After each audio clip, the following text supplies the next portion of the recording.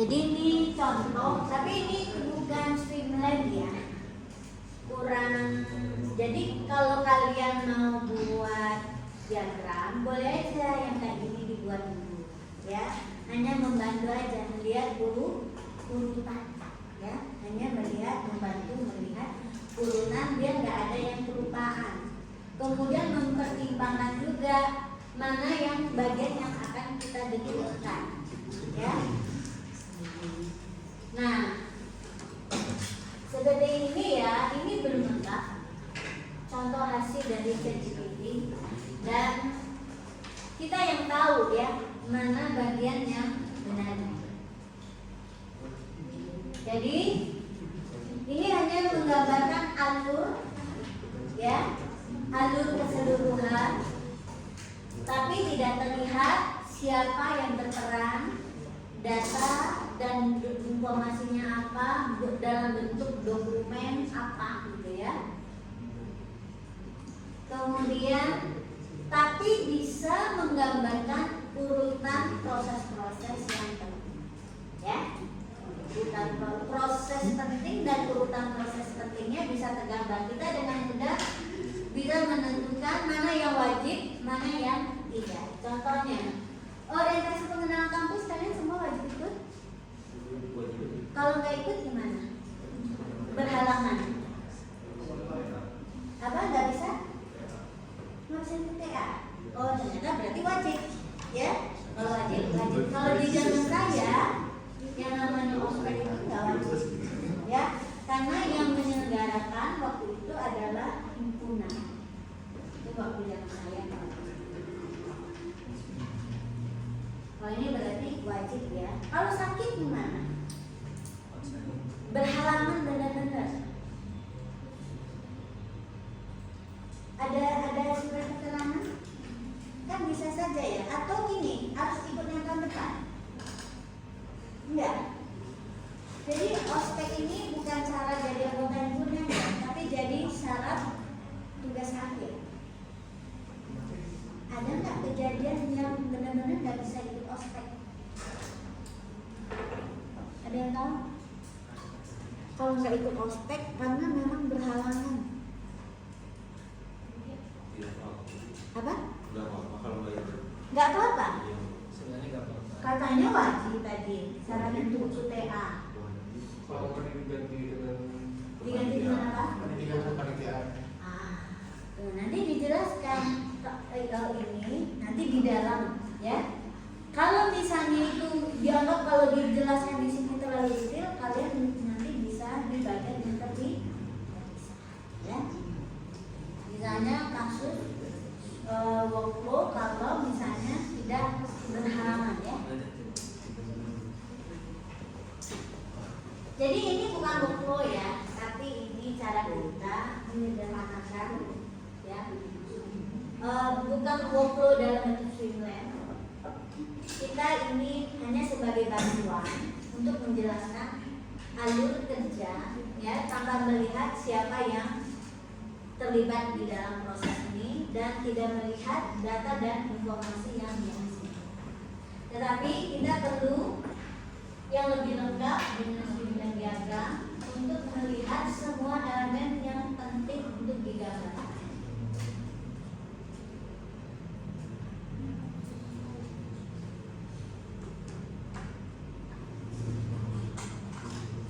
Wisuda wajib? Enggak. Oh, Enggak. Wisuda itu nggak wajib. Saya waktu S2 nggak ikut wisuda, nggak ikut wisuda nggak apa-apa. Karena ijazah kalian itu kedua kalau sudah selesai sidang tugas akhir keluar di sini, ya itu kalian berhak mendapatkan ijazah, ya.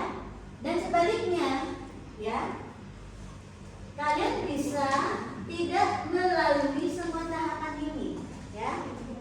Mungkin di semester tertentu kalian enggak pendaftaran lagi dan enggak kuliah lagi, ya. Konsekuensi dari tidak melakukan registrasi ulang apa? Tidak terdaftar di semester. Tapi sudah ada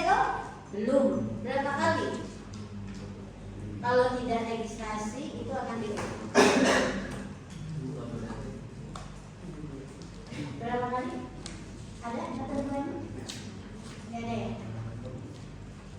Bisa juga nggak DO karena masalah lain? IPK kalau misalnya udah semester 5 masih di bawah 2 masih boleh terus? Kurang tahu. Kalau dulu saya di IPB itu kan ada namanya masa tahun pertama bersama. Itu lulus TPB itu IPK itu minimal 2. Kalau di bawah 2 itu DO. Jadi ada DO 3 tahap. Zaman saya DO saat tahun pertama, DO untuk kalau zaman saya itu semester ada sarjana muda. Itu kalau sudah sarjana muda itu selesai semester 6 ya, itu IPK-nya juga di bawah 2 itu juga DO. Ya, DO tahap sambut adalah kalau sampai semester kan 7 tahun ya, belum menyelesaikan semua kewajiban SKS-nya, itu juga kan ada dosen kita udah selesai sidang DO, kenapa? Tidak mengumpulkan dokumen tesis, tidak mengumpulkan. Tesis itu kalau ada S2, kalau S1 skripsi, S2 tesis, S3 disertasi. Itu udah sidang,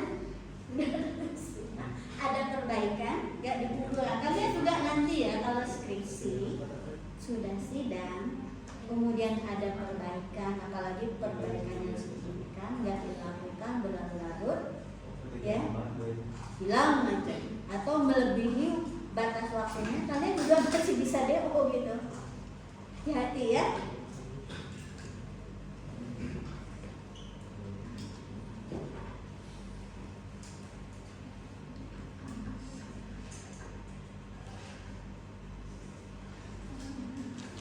Jadi bisa drop out karena masalah administrasi, ya.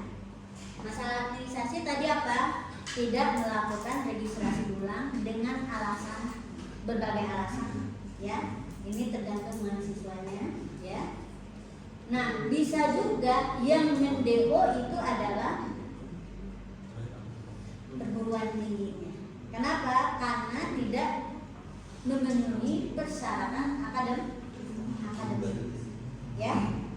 Jadi bisa karena persyaratan administrasi, bisa persyaratan akademik, bisa juga persyaratan lama studi, ya.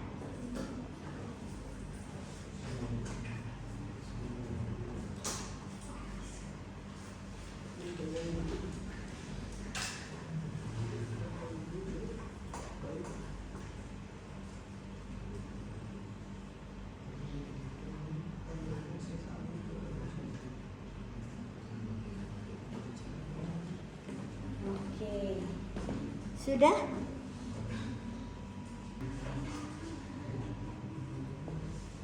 Jadi jangan samakan ya cara Anda memodelkan elemen, kategori elemen yang berbeda. Jangan gunakan simbol yang sama. Kan cara modeling itu kalian belajar pertamanya waktu apa coba? Waktu SD. Menggambarkan peta. Benar? Ya, peta. Setiap elemen itu digambarkan dengan bentuk yang berbeda. Jalan, kereta api, sungai, batas yang bentuknya garis itu minimal bentuk warnanya berbeda, ya. Kota dengan ibu kota itu juga berbeda. Yang ibu kota di 2 itunya merah, ya. Nah, ini bantuan alur, ya, tapi kita nggak pakai ini. Ini bentuk sederhana aja kalau kita gambarin depan. Kita orang IR, kita perlu elemen data dan informasi dan siapanya. Jadi kita nggak pakai ini, ya. Oke. Ini adalah alur yang membantu kita untuk melihat keseluruhan. Ini abstraksi 0 lah, ingat lagi ya. Cara kita mengabstraksikan level pertama sekarang. Yang ini kalau bisa kita dengan streamline diagram. Agar apa? Memudahkan kita nanti mengidentifikasi fungsional. Ya, ini.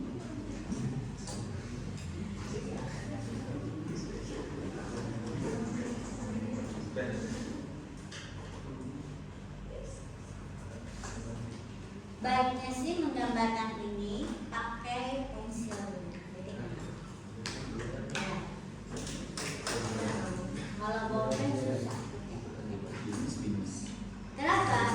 Kalau model itu memang kebiasaan kita tuh pasti banyak yang berubah lah sekarang istilahnya. Ya, masih akan berubah.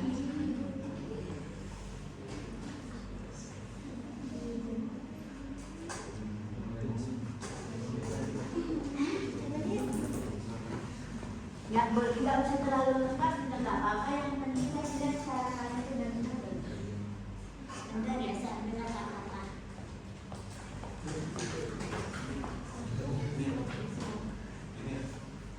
Ini saya hadapkan ke kamera, ya.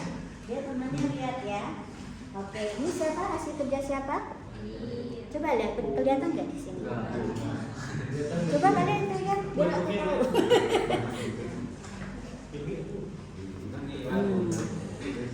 Kelihatan kan? Nah, nanti kalian bisa foto ya. Ini hasil kerja siapa? Emir ya. Emir. Nih hasil karya Emir. Oke, kita lihat ya. Hasil karya Emir ada. Ini jalan kan ya? Oke, jalan. Mendaftar, ada KTP. Nah, Emir gambarinnya biar gampang. Dia cuma satu aja, tapi di dalamnya ada 1, 2, 3-nya ya. Boleh ya. Yang penting kan gini, bahwa di sana ada pembeda antara mana yang data, mana yang informasi. Ya, mana yang output dari proses itu, mana yang menjadi inputnya. Ya. Oke. File bukti pendaftaran. Oke, menerima. Oke. Bagian keuangan.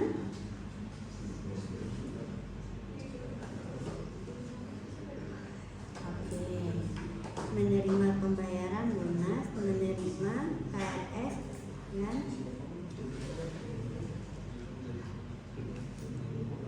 Ini apa nih? KRS awas musuh, KRS perkuliahan. Bagian akademiknya apa? Sebetulnya ada yang kalian ini kan waktu menerima perkuliahan untuk perkuliahan KRS itu ada persetujuan dari apa? Dari dosen pembimbing akademik ya. Silakan sekarang gitu kan? Oh ya, boleh. Tapi ini udah benar nih, Amin. Amin kamu bagus ya. Sampai tahap ini udah benar ya yang dihasilkan Emir. Belum selesai aja ya, belum selesai ya.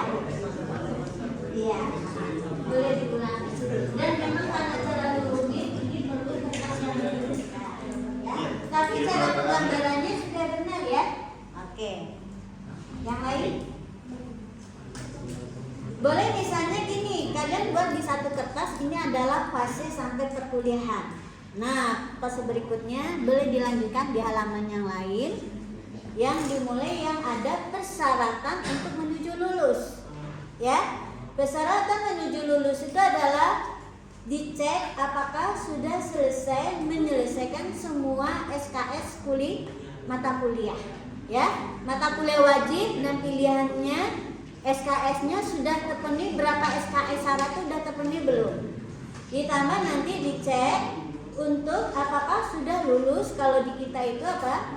Kerja praktek. Itu sekian SKS kan? Jadi SKS-nya dicek, dikurangi SKS apa? SKS tugas akhir dan SKS kerja praktek.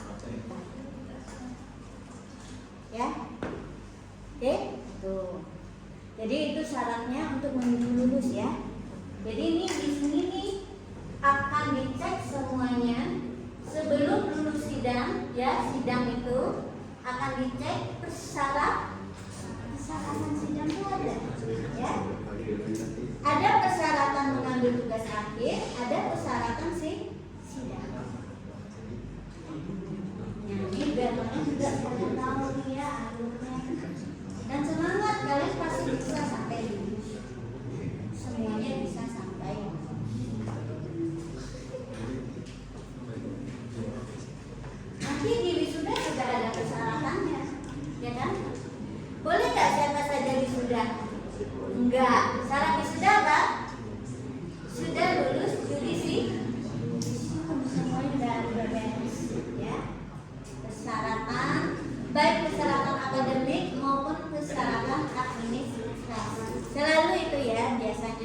ada persyaratan akademik, ada persyaratan administrasi.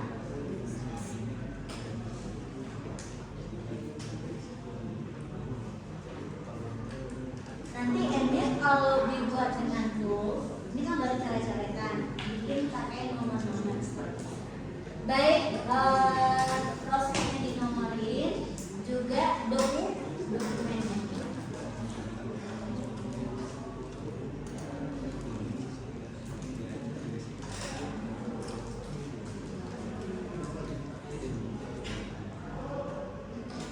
Dengan dinomorin, nanti kita mudah membuat daftarnya, ya. Daftarnya nanti juga jadi.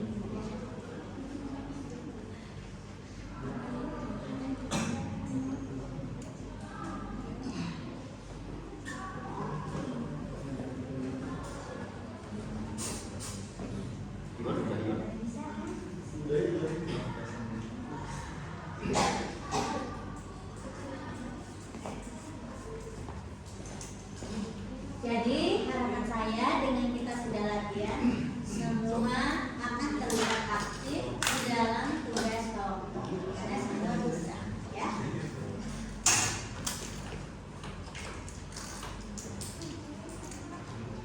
Ini tadi udah dipoto belum?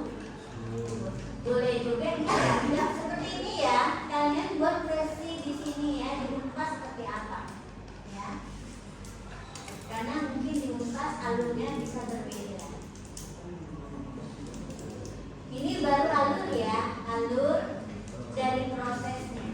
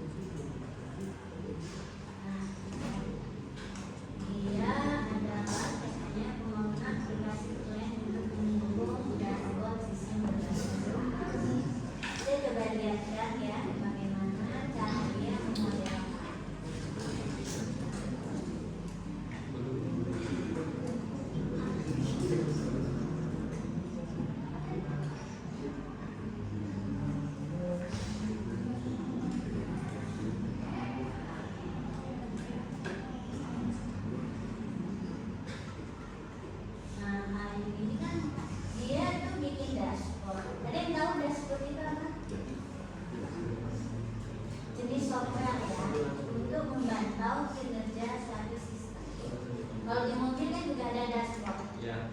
Nah, itu memantau kinerja mobil yang dilihat dari apa? Misalkan jarak masuk, ini tangki bahan bakar, ya. Kenapa?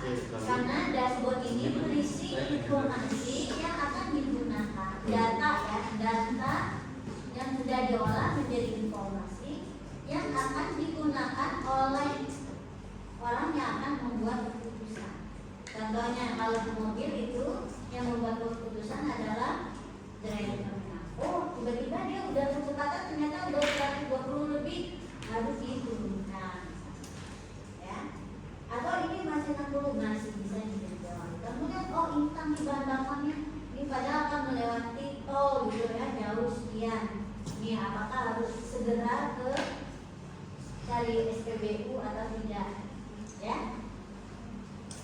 Oh ini sudah kilometer sekian, oh harus di check up lagi.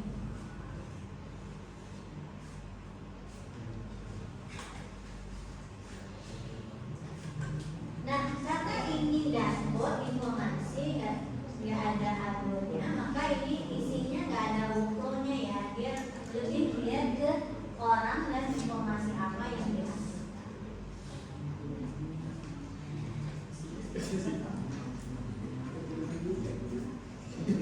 Kalau itu jangan kayak gini ya, saya cari yang lain.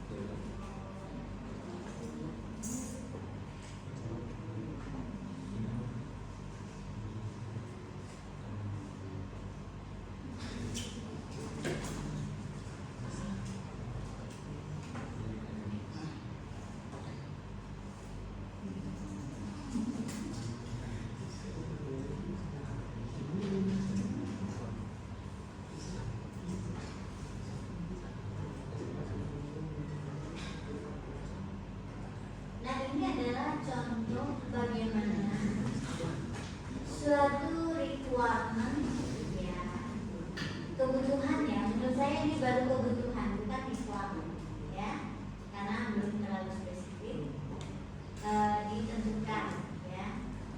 Dan ini sebetulnya dapat dari mana? Dapat dari kita menggunakan alur ya.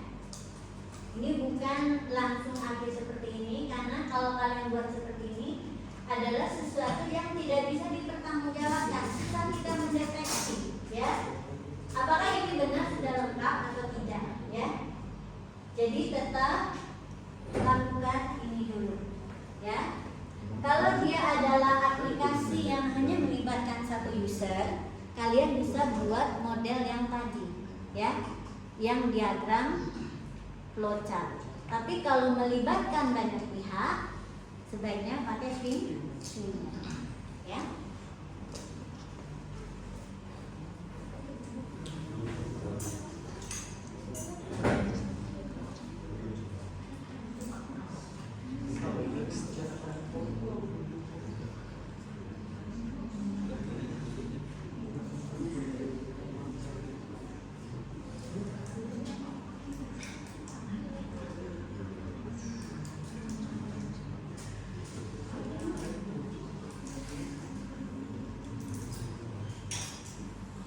Paper prototyping itu seperti ini ya. Benar-benar dibuat bentuk interaksinya itu video ya. Tapi ini adalah hasil akhir dari satu fase ya, yang bisa digunakan untuk interaksi. Tapi tetap sebelumnya kita buat skenario. Jadi ini bisa dibuat kalau sudah ada sampai skenario. Nggak boleh langsung ya. Jadi analisis, dapat semua requirement, use case-nya, lalu setiap use case kita detilkan skenario-nya ya, termasuk skenario alternatif. Kenapa? Itu belum final. Jadi kalau bisa bikin jangan satu versi. Kenapa? Bisa jadi menurut kita alurnya optimal seperti itu, tapi mungkin menurut user alurnya yang dia suka adalah yang lain. Jadi sebaiknya coba satu atau dua versi ya. Kalau ya spek itu memang ada opsinya ya.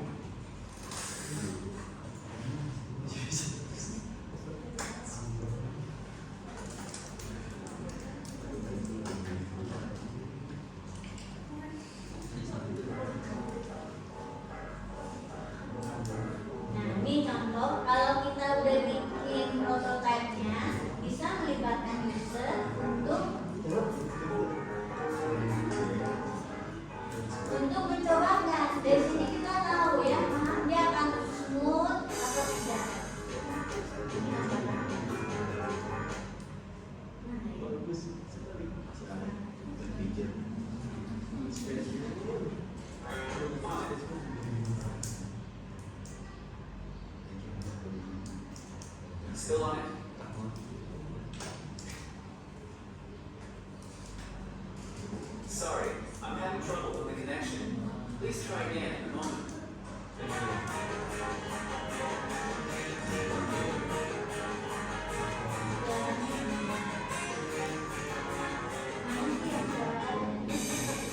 Saya tak semua dari orang.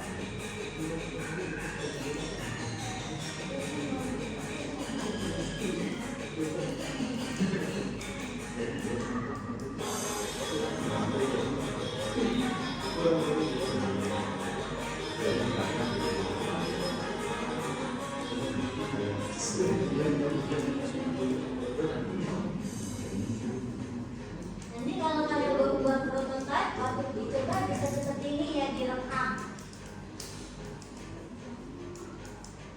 Nah sekarang kan sudah ada pakai apa? Figma. Ya, kalau saya paper lagi. Ya. Lebih mudah. Karena kalau dengan Figma sudah dekat sudah implementasi, ya. Sudah ada dua hal.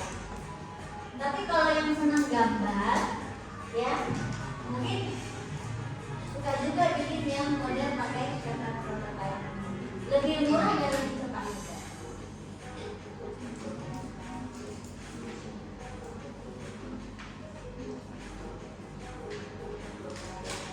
Jadi prototype itu adalah apa? Wujud dari diagram skenario yang kita visualisasikan dan interaktif. Artinya apa? User bisa memberikan masukan, ya, dan menerima output atau respon dari sistem sesuai dengan skenario. Itulah hakikat fungsi dari prototype, ya. Black box saja tanpa ada coding.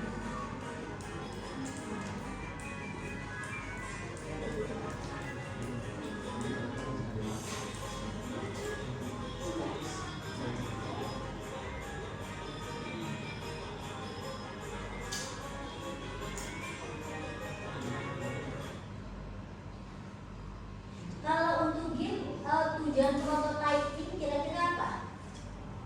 Melihat apa kira-kira? Bisa melihat tingkat kesulitannya, apakah game ini bisa diselesaikan oleh user.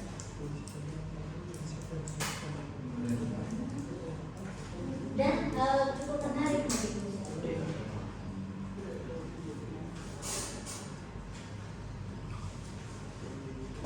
Nah ini karena di kami sampai banyak melibatkan tangan, ya. Karena elemen yang bergeraknya banyak. Kalau misalnya sisi edukasi mungkin satu orang bisa menjalankan.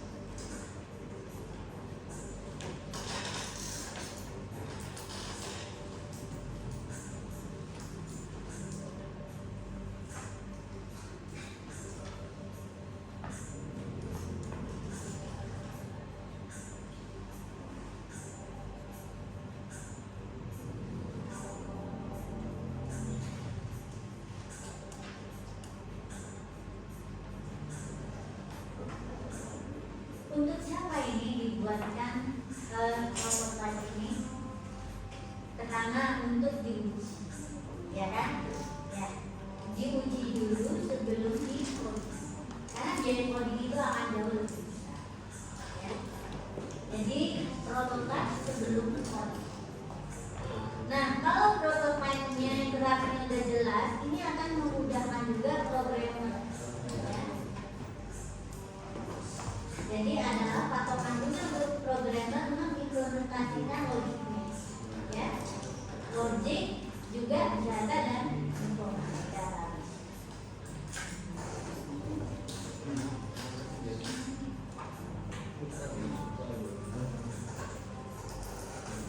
Nah, yang seperti ini ya, paper ini kalian bisa buat urutan tampilan dari setiap layarnya. Ya, pada skenario, setelah skenario, buat lagi detil urutannya. Kalau skenario kan saya cuma minta awal dan akhir. Ya, detilnya ada di skenario. Nah, setelah skenario kan ibaratnya kita mendetilkannya setelah bertahap ya. Kalau skenario udah jadi, nanti urutan perubahan layar bisa dibuat sesuai dengan action yang terjadi ya.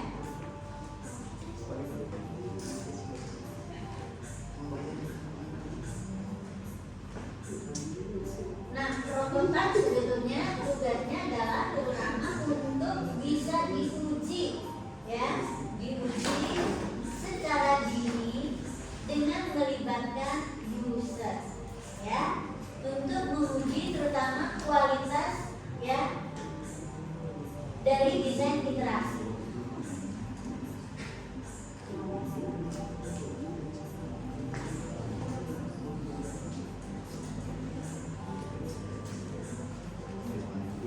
Nah, nanti tugas pertama pekan depan kalau kalian nggak sampai sini ya, sampai cukup skenario ini. Sudah?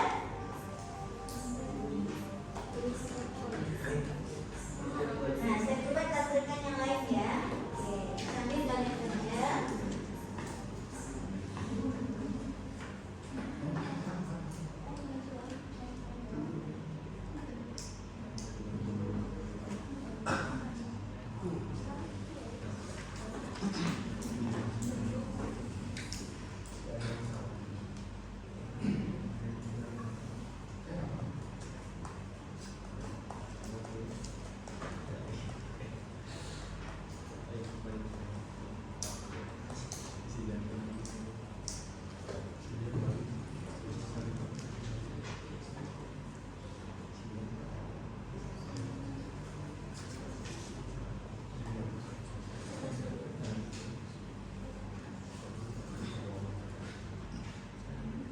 Nah, ini contoh usability testing.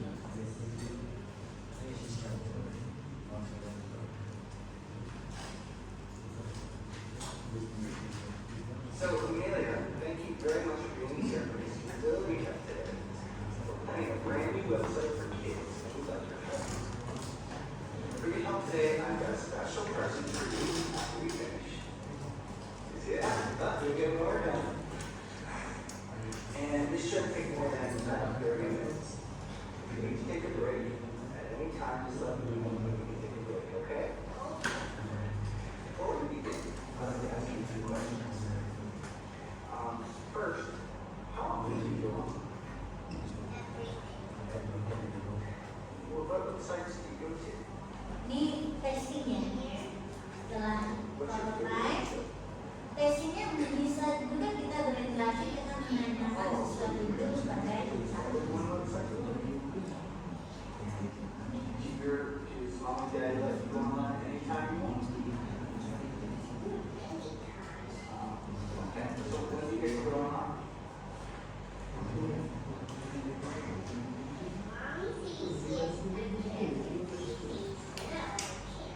Okay.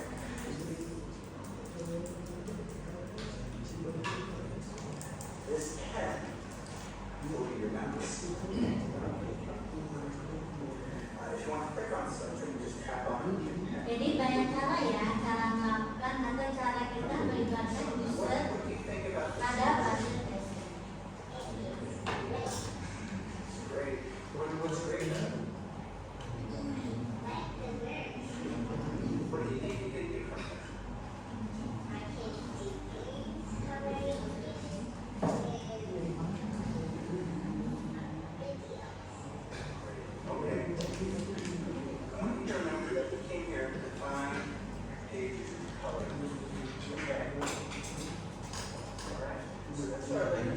finds the page was colored. Okay. Click up there. Takes you to the page like this.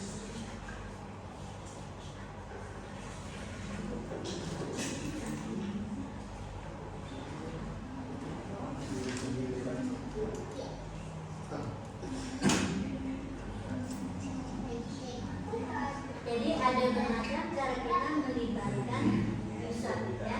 Ada bahkan ada faktor. Ingat ya, testing itu adalah menguji ya, menguji usability ya. Di mana usability itu ada faktor-faktor. So, let's go to the kitty one, okay? So after you Dan pada fase ini pasti ada skenario yang akan dilakukan ya, sesuai dengan fungsi atau task yang akan dikerjakan oleh user.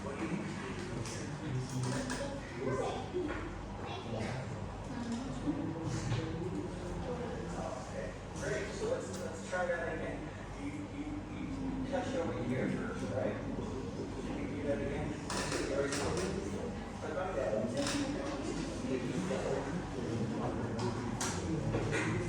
There you go. Click there. You click there. This will become yellow. That will become yellow. Like that.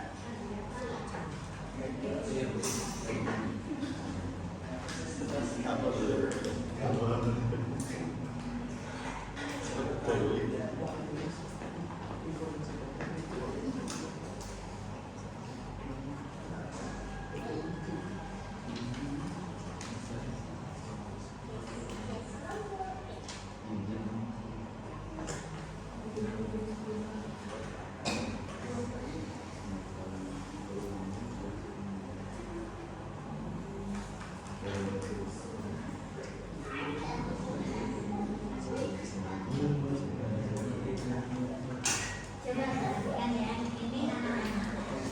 Terus untuk anak-anak jangan ada tulisan. Ya minimal kan tulisan, kenapa anak-anak nggak bisa baca. Mereka biasanya intuitif aja, ya. Lihat ada warna.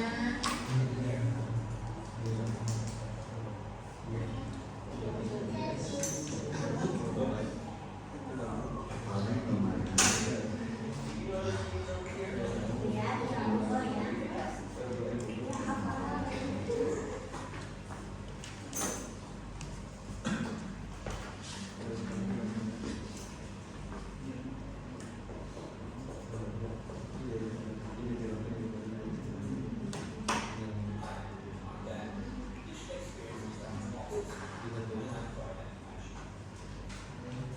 Oh, ini terlalu panjang. Kalian bisa cari yang lebih banyak.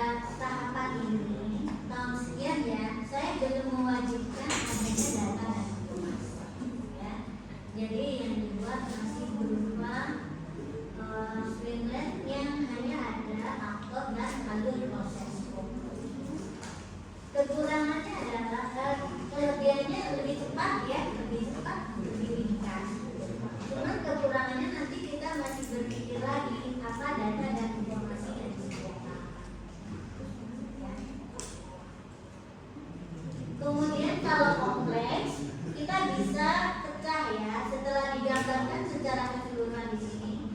Kalau ada yang perlu didetilkan kita bisa buatkan sub workflow ya. Kalau dia terlalu complicated. Kemudian ingat ya, sentral kita itu adalah aktor. Jadi setelah kita membuat streamline-nya ya, workflow-nya, kita fokus mengidentifikasi stakeholder yang akan menjadi calon dari user. Tapi sebelumnya apa? Kita analisis dulu ya, apa permasalahannya boleh ya, atau langsung menentukan kira-kira mau buat aplikasi apa, dan nanti usernya, calon usernya siapa ya. Ini bukan calon customer ya, tapi calon user. Kemudian kalau ini udah dengan pendekatan lain ya, jadi ini agak berbeda karena ini khusus informasi.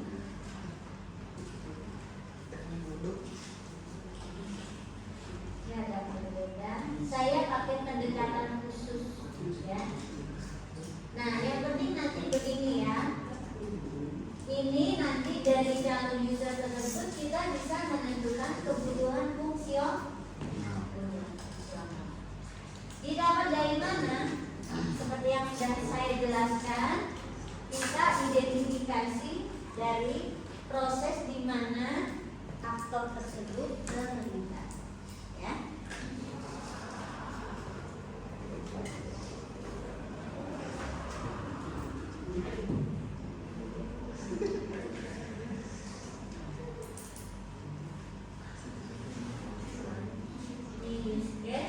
Dari use case baru kita buat diagram skenario. Diagram skenario nya modelnya seperti apa? Nah, modelnya seperti ini ya. Standar diagram skenario kita, coba perhatikan ya. Minimal ada kode use case-nya, nama use case pertama, kemudian deskripsinya ya, siapa yang menjadi aktornya, kemudian apa yang dilakukan ya. Kemudian kita perlu tampilkan kondisi awal dan akhir agar apa? Agar alur yang kita tuliskan di bawah ini memang sesuai dengan elemen-elemen informasi yang ada di form tersebut ya. Oke?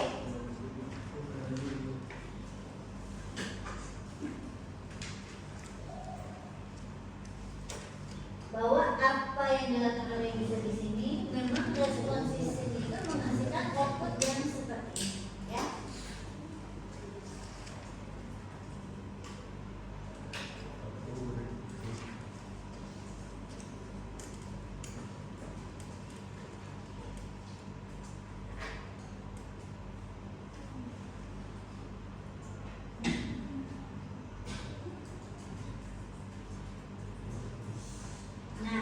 Kalau bikin PA kan nanti dari sini bisa bikin sequence, tapi kalian tidak perlu sampai sequence ya, tidak usah sampai karena cuma nanti membuat alur interaksi. Nah, kalau alur interaksi sebetulnya dari sini bisa didetilkan lagi ya, sesuai dengan aksi ya.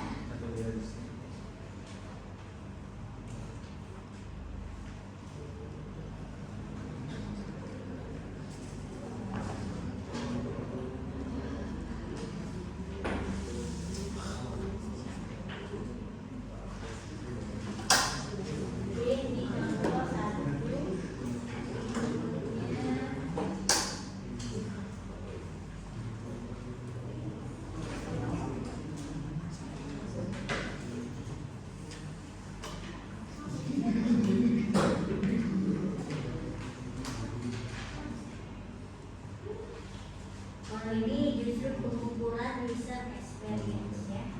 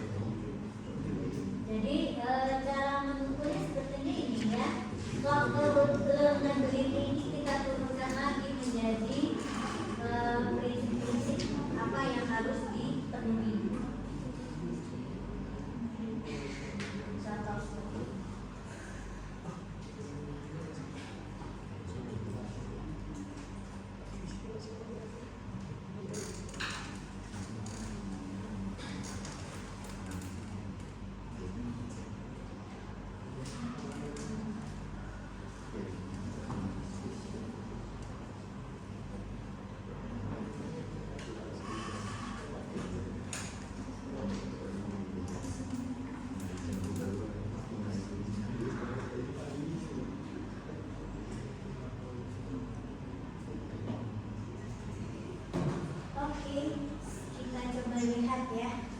Udah?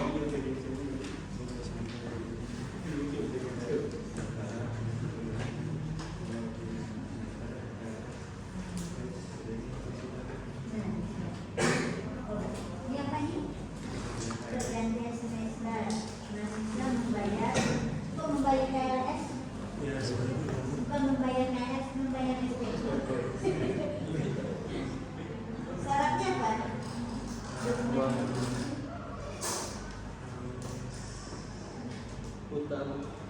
Nggak ada ya. Syaratnya itu membayar aja.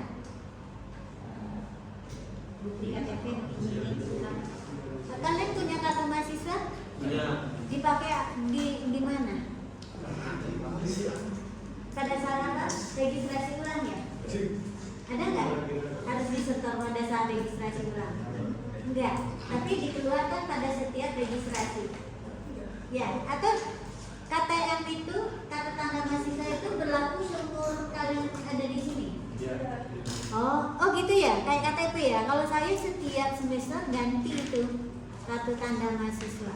Jadi kalau kita udah nggak dapat tuh kartu tanda mahasiswa itu berlaku 1 semester. Dulu ya, makanya setiap kebijakan itu kan bisa berubah kebijakan. Jadi ini paling nanti ada bukti pembayaran ya. Makanya kan ada bukti kan. Pembayaran. Di sini setelah bayar dia bukan memilih KRS, memilih mata kuliah. Semua kata memilih KRS, mengisi atau memilih mata kuliah dan kelas. Kalau kalian pilih kelas ya, atau dialokasikan? Pertama dialokasikan, sekarang Bisa milih. Ya, dan semuanya itu nanti akan menentukan layanan kan. Kalau dulu kan belum ada layanan untuk milih kelas. Sekarang di aplikasi sudah disediakan.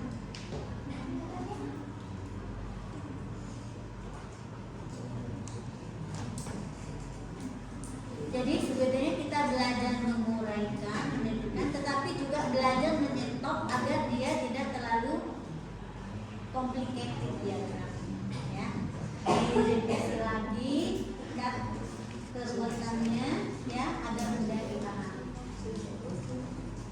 Dan disinilah letak pengalaman, letak kebijaksanaan kita dalam menentukan ya mau seperti apa kita representasi dalam kompleksitas.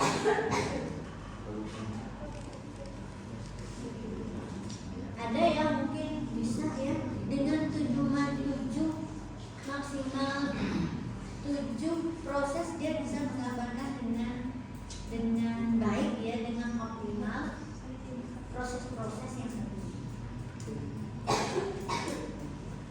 Ada juga yang belum apa-apa diagramnya udah 20 proses.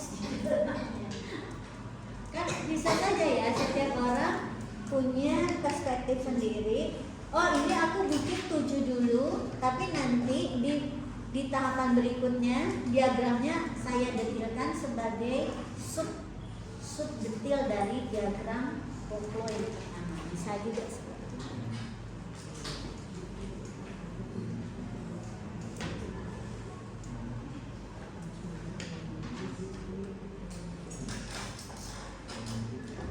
Dan ini kapan kalian bisa pahami? Kalau kalian nanti udah kerja, ya terbiasa dengan standar-standar lingkungan kerja kita, bagaimana workflow yang efisien, optimal dan efisien. Ya, optimal artinya apa?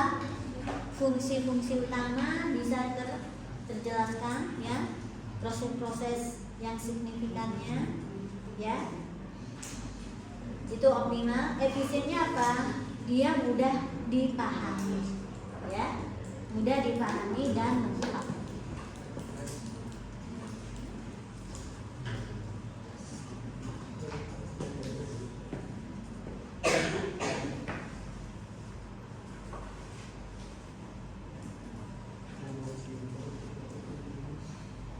Dan ya ini nanti jadi salah satu skill kan. Jadi Jadi coba latihannya sesering mungkin untuk banyak kasus.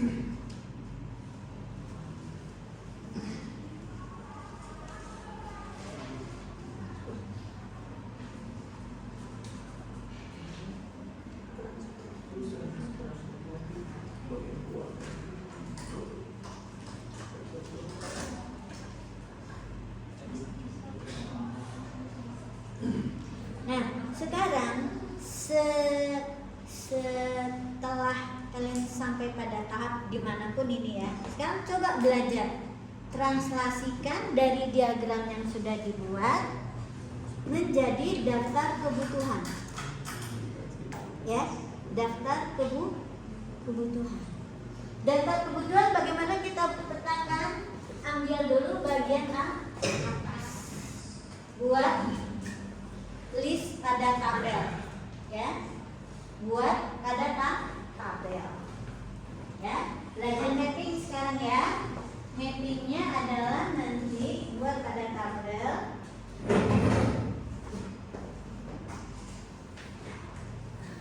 Oke.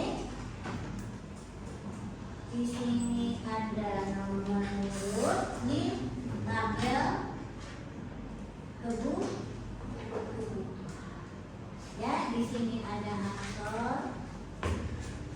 Di sini nanti mungkin ada peran. Ya.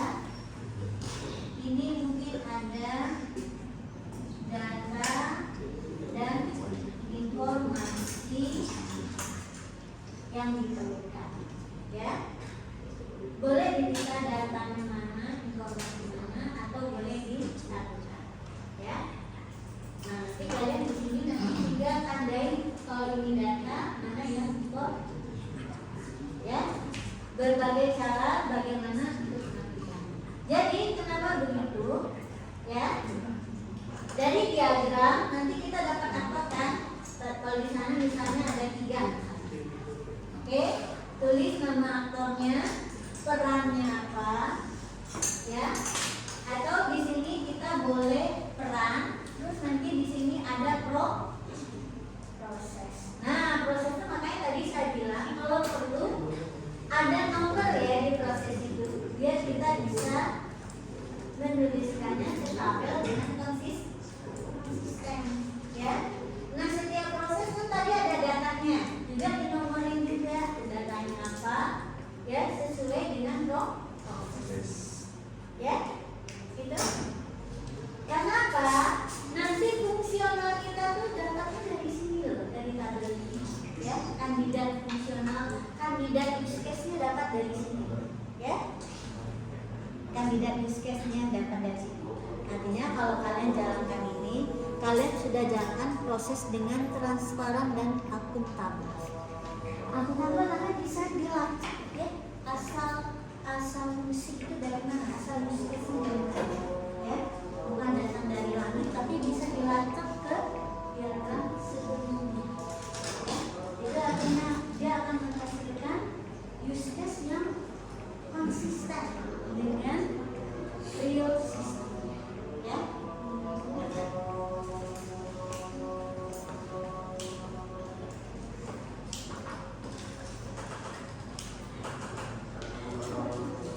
Oke.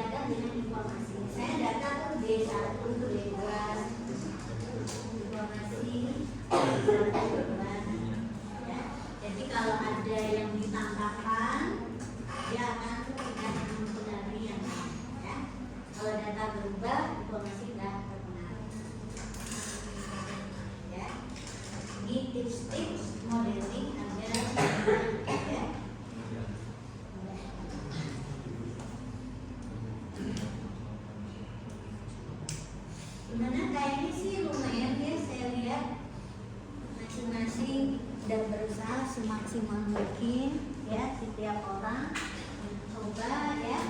Ini adalah pengalaman, jadi model itu kalian harus mempraktekkan ya, nggak bisa cuma dengerin ya, tapi harus dipraktekkan. Kelihatan kan? Coba apa sih susahnya modeling ini dari pengalaman Anda barisan ini? Apa yang bikin susah ya? Rumitnya di mana? Saya jelaskan, ceritakan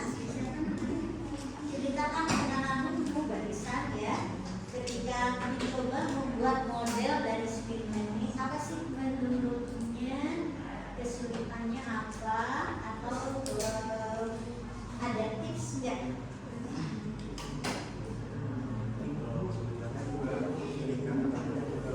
Memilih kata-kata. Oke, memilih kata-kata untuk proses. Ya, sering proses begini. Nah, kalau memang seperti itu kan tadi juga ceritanya ya. Kita tipsnya adalah ini kan sebetulnya pendaftaran. Pendaftaran ini kita lihat di sini setidaknya melibatkan 2 tim. Nah, kalau bisa di masing-masing ini ya ada proses dengan pendanaan yang berbeda. Kenapa? Kalau melibatkan 2 pihak, pasti nanti dia akan menjadi fungsional yang berbeda, walaupun dia untuk proses yang sama. Oke? Sesuai dengan perannya ini. Nah, kuncinya pada peran, ya, karena kita akan menggambarkan perannya sebetulnya. Contohnya di sini, ya, peran mahasiswa itu adalah mendaftar. Kalau di sini dia menerima pendaftar, ya. Jadi kuncinya masing-masing kasih dia proses dengan nama yang berbeda, karena dengan demikian kita nanti bisa menemukan dia menjadi 2 fungsional yang berbeda yang dilakukan oleh 2 aktor yang berbeda, tapi untuk tahapan yang sama, ya. Sehingga dengan demikian kita juga bisa clear ya, untuk si A, pihak A, datanya apa, informasinya apa, karena dia akan berbeda juga untuk pihak yang lain yang menjadi datanya apa, yang dia hasilkan apa. Ingat ya, data ini maksudnya adalah menjadi input dari proses yang akan dia lakukan, gitu ya. Oke, pakai kata kerja, dan kata kerja itu merepresentasikan peran dia pada kasus ini, ya. Oke. Nah, apa lagi? Ada? Oke, dari pihak sini pengalamannya ada? Ada yang mau kasih tips? Atau tadi kesulitannya apa gitu? Sehingga kalian ubah-ubah berkali-kali terpaksa mengubahnya. Yang di ini tuh, yang di input yang kota-kota kecil itu. Ini yang jadi input dan output. Ya, karena pernah waktu dulu bikin waktu Ya ada kan? ya bikin barang. Ya, itu adalah perubahan dari saya, dari pengalaman saya. Kenapa? Karena kita perlu nanti elemen suatu sistem itu, elemen utamanya salah satunya adalah database. Kalau kita dari awal bisa mengantisipasi database-nya seperti apa, siapa yang bertanggung jawab mengelola data itu, maka dari sejak kan apa? Diagram Swin ini kan hasil kita pengumpulan data. Jangan sampai kita udah survei, terus pas database-nya kita nggak ngerti, harus balik lagi. Jadi kalau bisa dari awal sudah kita gambar. Nah, jadi kita udah dapat nih, nggak berulang balik ya. Ada lagi? Bagus ya pertanyaannya. Ada lagi nggak yang tadi? Nah, salah satunya sebetulnya kalian perhatikan ya, format. Kalau bisa pada saat kalian melakukan pengumpulan data, jangan lupa ya foto format setiap dokumen. Jadi biar item informasinya kelihatan. kita mendesain form, enggak bolak-balik langsung. Ya. Kemudian nanti pertimbangkan sekaligus detail ya pada saat pengumpulan data, kira-kira bagaimana orang mengisikan itu formnya. Ya. Hal-hal lain kita bisa tanya. Ya. Oke? Begitu? Nah, ini nanti kalian bikin lebih rapi, ya. Mau dikumpul sekarang? Nanti, jangan lagi ya. Oke. Terus ingat ya, ini salah satu keunggulan kalian nanti, ya. Sesuatu yang akan kalian pakai terus, walaupun nggak kerja sebagai orang kerja, ya. Sebagai yang terlibat di dalam sistem informasi, ya. Tapi ini adalah cara kita berpikir. Nah, ini nanti kalian boleh sempurnakan, boleh dibuat lagi. Cukup di kertas ya, tidak usah digambarkan pakai tools, pakai kertas aja. Nanti diupload, difoto di pertemuan yang hari ini nanti saya bikinkan dulu, ya. Oke? Dikasih waktu 1 minggu, ya. Oke?